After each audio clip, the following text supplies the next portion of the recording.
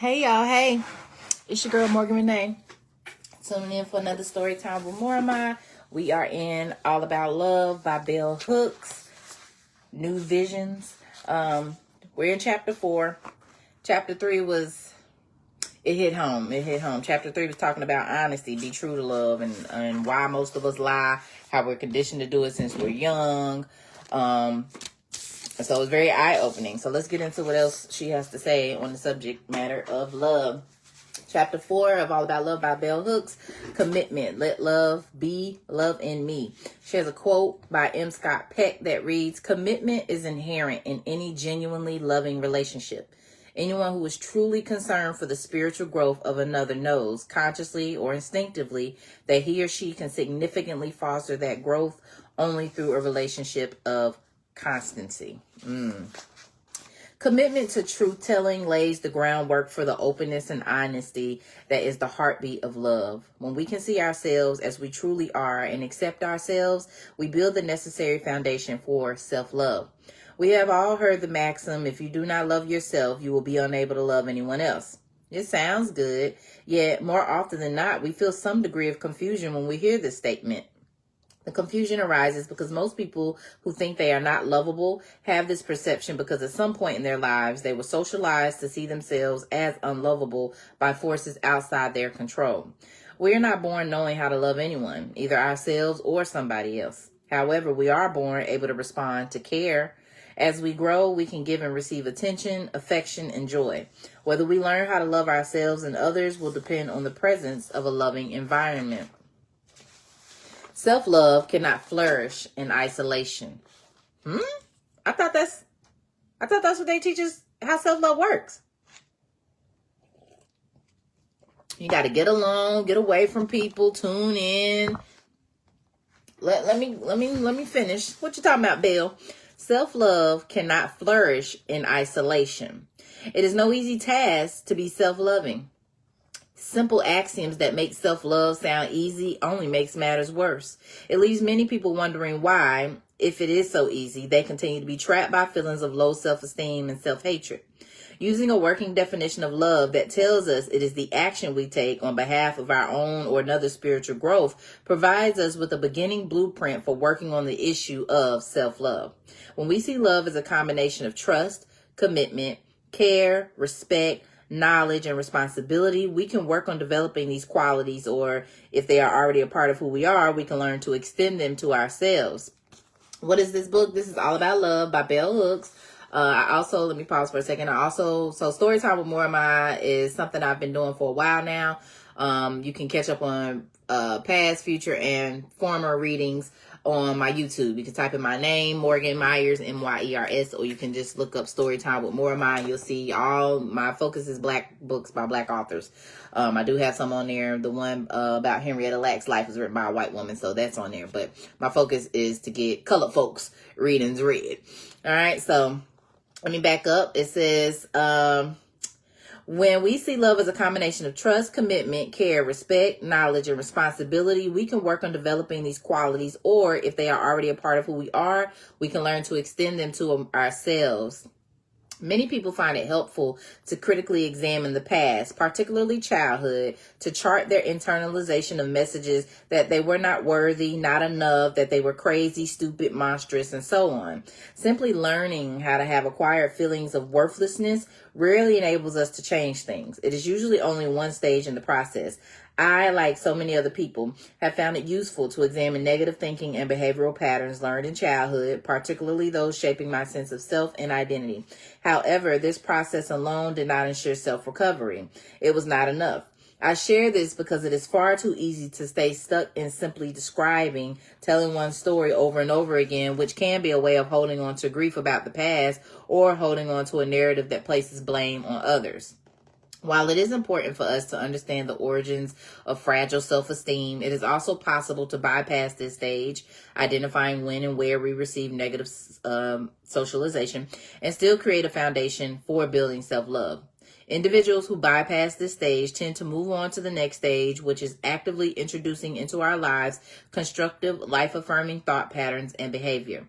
Whether a person remembers the details of being abused is not important. When the consequence of that abuse is a feeling of worthlessness, they can still engage in a process of self-recovery by finding ways to affirm self-worth. The wounded heart learns self-love by first overcoming low self-esteem. Nathaniel Brandon's lengthy work, 6 Pillars of Self-Esteem, highlights important dimensions of self-esteem: the practice of living consciously, self-acceptance, self-responsibility, self-assertiveness, living purposefully, and the practice of personal integrity. Living consciously means we think critically about ourselves and the world we live in. We dare to ask ourselves the basic questions: who, what, when, where, and why. Answering these questions usually provides us with a level of awareness that enlightens. Brandon contends to live consciously means to seek to be aware of everything that bears on our actions, purposes, values, and goals, to be the best of our ability, whatever that ability may be, and to behave in accordance with that which we see and know. Not everybody's living consciously. Let's be clear on that. Some people don't give a damn, don't know if they coming or going left from right. To live consciously, we have to engage in critical reflection about the world we live in and know most intimately. Usually it is through reflection that individuals who have not accepted themselves make the choice to stop listening to negative voices within and outside the self that constantly reject and devalue them. Affirmations work for anyone striving for self-acceptance. Although I have for years been interested in therapeutic modes of healing and self-help, affirmations always seem to be a bit corny. My sister, who was then working as a therapist in the field of chemical dependency, encouraged me to give affirmations a try to see if I would experience any concrete changes in my outlook. I wrote affirmations relevant to my daily life and began to repeat them in the morning as part of my daily meditations. At the top of my list was the declaration, I'm breaking with old patterns and moving forward with my life. I not only found it to be a tremendous energy boost, a way to kick off the day by my accentuating the positive, I also found it useful to repeat them during the day if I felt particularly stressed or was falling into the abyss of negative thinking. Affirmations help restore my emotional equilibrium. I'm going to pause right there. I've been attending Monday Zoom call called Affirmations Monday with a good sister by the name of Vaughn Hughes. She does amazing things. She does, the affirmations. She does these cuddle parties. She's located in Houston, Texas. She does these cuddle parties for people to people who are intimately deprived. It's not sexual based. It's just really people coming and sharing good energy and receiving healing in that way. She does adult play dates and a number of things. And even prior to meeting Vaughn and getting on these calls, I have heard about the importance of doing affirmations. And they really do change your life because it's something about talking to your psyche, your subconscious mind. And especially, if you're doing it at the beginning of the day, you're setting the tone for your day. And they don't even have to be, you could really Google some affirmations. If you feel like you don't have nothing to give yourself, you could really just look up positive affirmations, but it's speaking life into yourself. So I am amazing. I am outstanding. If there are certain goals that you want, I am an author. I am a published 5-time Emmy winner, whatever. Now, will all things come to pass? May or may not, but you setting the tone and the energy for what it is that you want and calling that thing into your life is super powerful. And just like she said, initially doing affirmations was corny to her, but until you start to do it in practices, you won't understand or feel how actually speaking life over yourself can draw and magnetize, because we're all energy. We're a spiritual being in a human body, in a flesh body, having this experience, but it's all energy. Money is energy. We're energy. So the energy you put out, and I'll give a quick example before I get back to this read. I've been Ubering lately, and there be some days, baby, I don't got the energy. Okay, people come and dump on me, talk to me all day, damn near interviewing me, getting in the car. If I'm quiet, if I don't ask them how they doing or get to talking to them, sometimes they get, well, where you from? What you do? How long you been driving? It's been good to go. Oh my God, shut up! I'm on top today. So the days that I'm like kind of got low energy, or maybe I'm a little snappy, because sometimes customers begin doing the most, so acting crazy when you picking them up. So on them days, I notice the energy's different. I might not get no type of tips. I might get a low rating One person said I was rude. I ain't never rude. Now, I do get a little sometimes with my mouth. Sometimes, people don't take jokes the same way you do. I think the person that gave me the one was somebody that had asked for a charge. And I was like, well, what y'all be doing? What y'all be getting here with dead phones for? Y'all don't be charged. Like, I think that person gave me one. But again, then like yesterday, great day. It was Friday, feeling good, looking good. Sun was out. I had the energy to talk. Got a $15 tip from one person. Got a $6 tip from another one. So you're the best Uber driver I had in a while. Most of them, I ain't had a good experience. Your communication is great. I said, you caught me on a good day. So it literally boils down to energy. So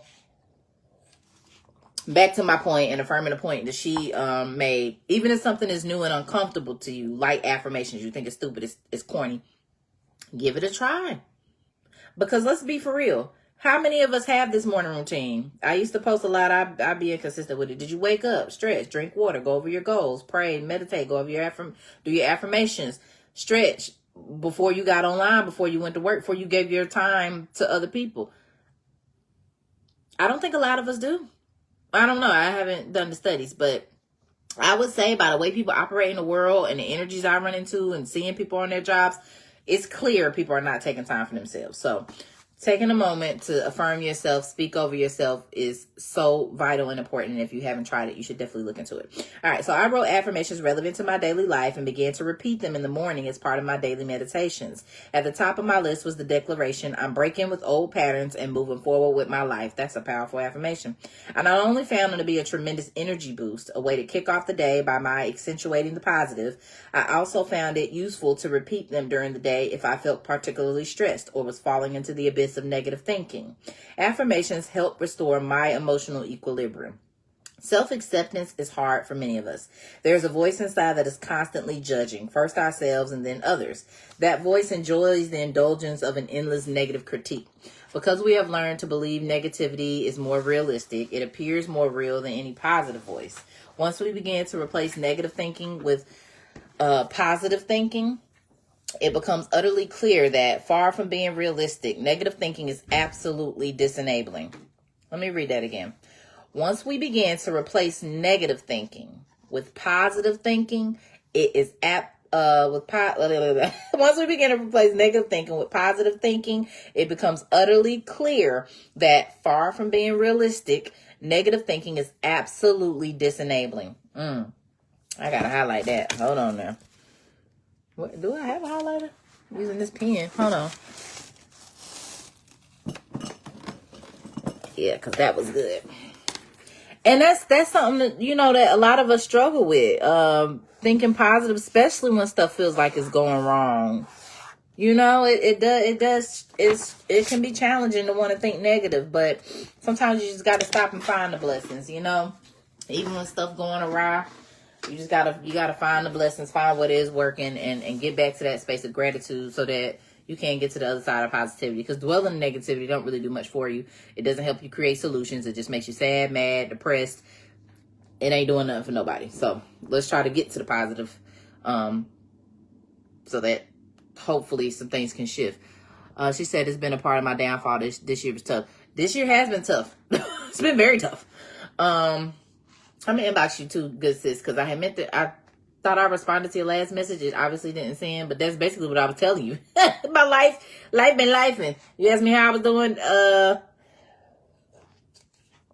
I'm trying to cope, but I'm so really ready to live positively again. Yeah, and it takes, again, it just takes daily care. That morning routine, waking up, stretching, drinking water, having prayer, meditation time, going over your affirmations and goals, taking a little walk, just really self-caring. And that's what I'm learning on this journey as well, even throughout the day. If I need to stop and breathe or take me a little smoke break or go sit in the park, sit in the sun, give me a smoothie. I'm not into the whole retail therapy. Everybody got their thing or their vice. And I'm trying to be more health conscious in the things that I'm doing. So I'm not trying to do things that are going to really add to my downing effect. Or to sedate me from feeling, but I do understand the difficulty in trying to remain positive especially when life is life and when it's coming at you fast. Relationships and people that you thought who they was and they ain't, and you losing jobs and rent and just all the woes of the human experience. Like, it's a lot. It really is a lot. Okay, so when we are positive, we not only accept and affirm ourselves, we are able to affirm and accept others. The more we accept ourselves, the better prepared we are to take responsibility in all areas of our lives. Commenting on this third pillar of self-esteem, Brandon defines self-responsibility as the willingness to take responsibility for my actions and the attainment of my goals for my life and well-being. Taking responsibility does not mean that we deny the reality of institutionalized injustice. For example, racism, sexism, and homophobia all create barriers and concrete incidents of discrimination. Simply taking responsibility does not mean that we can prevent discriminatory acts from happening, but we can choose how to respond to acts of injustice. Taking responsibility means that in the face of barriers, we still have the capacity to invent our lives, to shape our destinies in ways that maximize our well-being. Every day we practice this shape-shifting to cope with realities we cannot easily change. Many women are married to men who were unsupportive when they decided to further their educations. Most of these women did not leave the men in their lives. They engaged in constructive strategies of resistance. One woman I spoke with was inhibited because her husband worked in a plant and she felt uncomfortable having more education than he did. Yet she wanted to re-enter the workforce and needed an advanced degree to do so. She made the choice to take responsibility for her needs and desires, believing it would also enhance the well-being of her family. Returning to work boosted her self-esteem and changed the passive-aggressive rage and depression that had developed as a consequence of her isolation and stagnation. Making this decision and finding ways to realize it was not an easy process, however. Her husband and children were often disgruntled when her independence forced them to accept more household responsibility. In the long run, everyone benefited, and it goes without saying that these changes boosted her self-esteem in ways that showed her how self-love made it possible to extend herself in a constructive way to others. She was happier, and so were those around her. Good for her. We know sometimes those people are changing, evolving, and all that. Their partners, can't get with it, and they back out. So that's great that worked out for her. But yeah, sometimes showing yourself self-love or realizing you haven't been showing yourself love after you already caught up in a situation sometimes comes to the end of certain situations, because it's like, this isn't who I want to be. I don't like this about me. I'm shifting, I'm changing, I'm growing. And sometimes your growth ends up leaving the people you love behind, unfortunately. She was happier, and so were those around her. In order to make these changes, she had to make use of another vital aspect of self-esteem, self-assertiveness, defined by Brandon as the willingness to stand up for myself, to be who I am openly, to treat myself with respect in all human encounters. Since many of us were shamed in childhood, either in our families of origin or in school settings, a learned pattern of going along with the program and not making a fuss is the course of action we most frequently choose as a way to avoid conflict. As children, conflict was often the setting for put-downs and humiliation, the place where we were shamed. Our attempts at self-assertion failed as an adequate defense. Many of us learned that passivity lessened the possibility of attack. Sexist socialization teaches females that self-assertiveness is a threat to femininity. Accepting this faulty logic lays the groundwork for low self-esteem. The fear of being self-assertive usually surfaces in women who have been trained to be good girls and dutiful daughters. In our childhood home, my brother was never punished for talking back. Asserting his opinions was a positive sign of manhood. When my sisters and I voiced our opinions, we were told by our parenting adults that this was negative and undesirable behavior. We were told, especially by our dad, that female self-assertion was not feminine. So what, you're supposed to just get ran over and not speak up for yourself? See, and that's the issue I've been having as an adult, is that balance. Because I grew up seeing women talk to and treat men any kind of way. So I had to learn how not to emasculate men, and, had a lot of unlearning to do. But then this whole notion of, well, you can't speak up for yourself, or the man is always right, or you just go, especially if I know you're leading me astray. No. I think female assertion is necessary, and it keeps us from getting in a lot of situations that could be avoided or being treated any kind of way. Because people, I'm learning over and over again, people will treat you how you allow them. But also, if you have the energy where someone can feel like they can control you, manipulate you, you're gullible, they will. So you have to assert yourself. You can't let things be happening to you in passing and not speak on it. People will play in your face. Okay? Now there's balance to how you say and do things, I feel like, as a woman, because, yeah, you can't come off real harsh and mannish in some of your ways, but there's a way to stand up for yourself, period, either way. All right, so she said, when my sisters and I voiced our parents, we was told, especially by our dad, that female assertion was not feminine. We did not listen to these warnings. Even though ours was a patriarchal household, the fact that females far outnumbered the two males, my dad and my brother, made it safe for us to speak our minds, to talk back. Luckily, by the time we were young adults, the feminist movement had come along and validated that having a voice and being self-assertive was necessary for building self-esteem. One reason women have traditionally gossiped more than men is because gossip has been a social interaction wherein women have felt comfortable stating what they really think and feel. Often, rather than asserting what they think at the appropriate moment, women say what they think will please the listener. Later, they gossip, stating at that moment their true thoughts. This division between a false self invented to please others and a more authentic self need not exist when we cultivate positive self-esteem.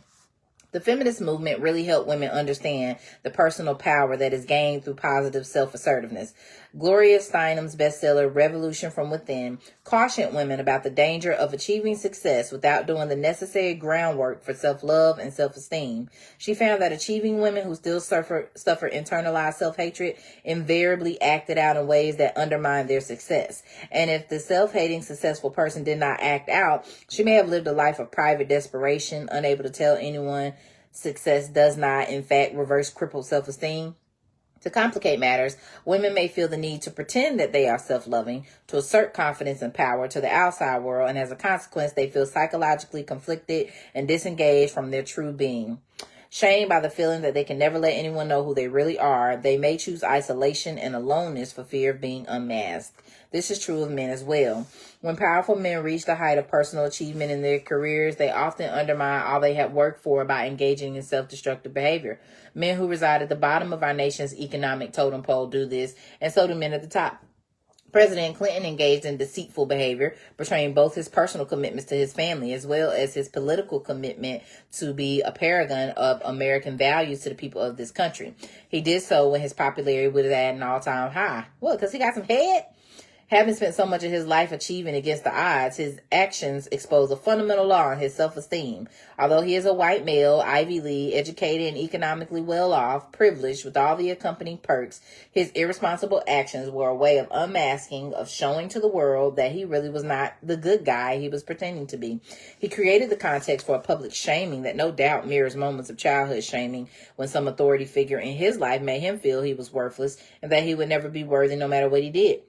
Anyone who suffers from low self-esteem can learn by this example. If we succeed without confronting and changing shaky foundations of low self-esteem rooted in contempt and hatred, we will falter along the way. It is no accident that living purposely is the sixth element of self-esteem. According to Brandon, it entails taking responsibility for consciously creating goals, identifying the actions necessary to achieve them, making sure our behavior is in alignment with our goals, and paying attention to the outcome of our actions so that we see whether they are leading us to where we want to go. Most people are concerned about living purposefully when it comes to choosing the work we do. Unfortunately, many workers feel they have very little freedom of choice when it comes to work. Most people do not grow up learning that work we choose to do will have a major impact on our capacity to be self-loving. Work occupies much of our time. Doing work we hate assaults our self-esteem and self-confidence. Yet most workers cannot do the work they love, but we can all enhance our capacity to live purposefully by learning how to experience satisfaction in whatever work we do. We find that satisfaction by giving any job total commitment. I think she left out something. When I had a teaching job, I hated the kind of job where you long to be sick so you have an excuse not to go to work, not going to work. The only way I could ease the severity of my pain was to give my absolute best. This strategy enabled me to live purposely. Doing a job well, even if we do not enjoy what we are doing, means that we leave it with a feeling of well-being, our self-esteem intact. That self-esteem aids us when we go in search of a job that can be more fulfilling. Throughout my life, I have endeavored to not only do work I enjoy, but to work with individuals I respect, like, or love. When I first declared my desire to work in a loving environment, friends acted as though I had truly lost my mind. To them, love and work do not go together. But I was convinced that I would work better in a work environment that was shaped with the ethic of love. I agree. Today, as the Buddhist concept of right livelihood is more widely understood, more people embrace the belief that work that enhances our spiritual well-being strengthens our capacity to love. And when we work with love, we create a loving working environment. Whenever I enter an office, I can immediately sense by the overall atmosphere and mood whether the workers like what they do. Marcia Sinitar writes about this concept in her book, Do What You Love, The Money Will Follow, as a way to encourage readers to take the risk of choosing work they care about and therefore learning through experience the meaning of right livelihood. While there are meaningful insights in Sinitar's book, it is equally true that we can do what we love and money will not always follow. Although this is utterly disappointing, it can also offer us the experiential awareness that doing what you love may be more important than making money. Sometimes, as has been the case in my life, I have had to work a job that is less than enjoyable in order to have the means to do the work I love.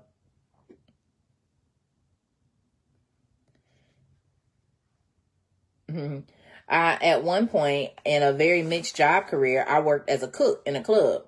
I hated the noise and the smoke, but working nights left me free to write in the day to do the work I truly wanted to do. Each experience enhanced the value of the other. My nighttime work helped me relish the quiet serenity of my day and enjoy the alone time so essential to writing. Whenever possible, it is best to seek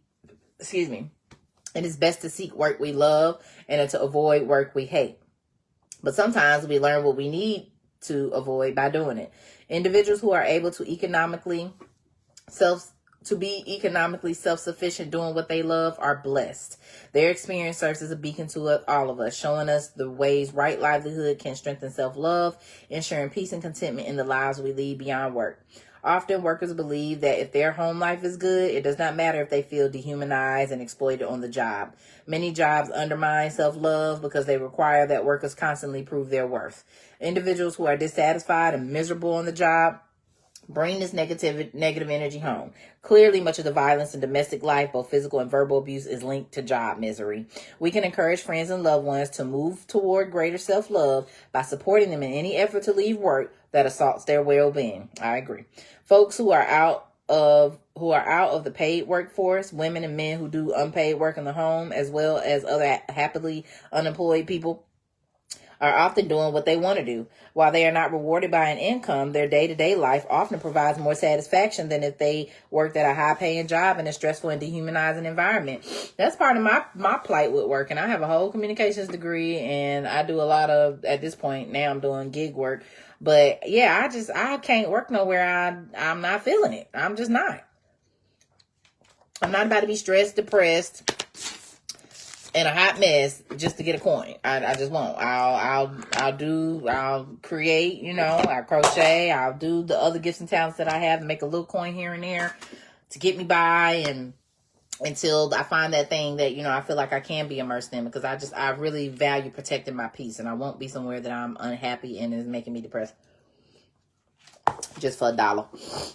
Satisfied homemakers, both women and the rare men who have chosen to stay home, have a lot to teach us about the joy that comes from self-determination. They are their own bosses, setting the terms of their labor and the measure of their reward. More than any of us, they have the freedom to develop right livelihood. Most of us did not learn when we were young that our capacity to be self-loving will be shaped by the work we do and whether the work enhances our well-being. No wonder then that we have become a nation where so many workers feel bad. Jobs depress the spirit. Rather than enhancing self-esteem, work is perceived as a drag, a negative necessity. Bringing love into the work environment can create the necessary transformation that can make any job we do, no matter how menial, a place where workers can express the best of themselves. When we work with love, we renew the spirit. That renewal is an act of self-love. It nurtures our growth. It's not what you do, but how you do it. In the Knitting Sutra, Susan Linden describes the labor of knitting as a freely chosen craft that enhances her awareness of the value of right livelihood, sharing, "What I found in this tiny domestic world of knitting is endless. It runs broader and deeper than anyone might imagine. It is infinite and seemingly inexhaustible in its capacity to inspire, excite, and provoke creative insight." Linden sees the world that we have traditionally thought of as woman's work as a place to discover godliness through the act of creating domestic bliss. A blissful household is one where love can flourish. Creating domestic bliss is especially useful for individuals living alone who are just learning to be self-loving. When we intentionally strive to make our homes places where we are ready to give and receive love, every object we place there enhances our well-being. I create themes for my different homes. My flat in the city has the theme Love's Meeting Place. As a small town person moving to a big city, I found that I needed my environment to truly feel like a sanctuary. Since my one-bedroom flat is so much smaller than the places I had been accustomed to living in, I decided to take only objects I truly love, the things I felt I could not do without. It is amazing how much stuff you can let go of. My country place has a desert theme. I call it Soledad Hermosa, beautiful solitude. I go there to be quiet and still and to experience the divine, to be renewed. Of all the chapters for this book, this one was the most difficult to write. When I talked with friends and acquaintances about self-love, I was surprised to see how many of us feel troubled by the notion, as though the very idea implies too much narcissism or selfishness. We all need to rid ourselves of misguided notions about self-love. We need to stop fearfully equating it with self-centeredness and selfishness. Self-love is the foundation of our loving practice. Without it, our other efforts to love fail. Giving ourselves love, we provide our inner being with the opportunity to have the unconditional love we may have always longed to receive from someone else. Whenever we interact with others, the love we give and receive is always necessarily conditional. Although it is not impossible, it is very difficult and rare for us to be able to extend unconditional love to others, largely because we cannot exercise control over the behavior of someone else, and we cannot predict or utterly control our responses to their actions. We can, however, exercise control over our own actions. We can give ourselves the unconditional love that is the grounding for sustained acceptance and affirmation. When we give this precious gift to ourselves, we are able to reach out to others from a place of fulfillment and not from a place of lack. One of the best guides to how to be self-loving is to give ourselves the love we are often dreaming about receiving from others. There was a time when I felt lousy about my over 40 body, saw myself as too fat, too this or too that. Yet I fantasized about finding a lover who would give me the gift of being loved as I am. It is silly, isn't it, that I would dream of someone else offering to me the acceptance and affirmation I was withholding from myself. This was a moment where the maximum "you can never love anybody if you are unable to love yourself" made clear sense. And I add, do not expect to receive the love from someone else you do not give yourself.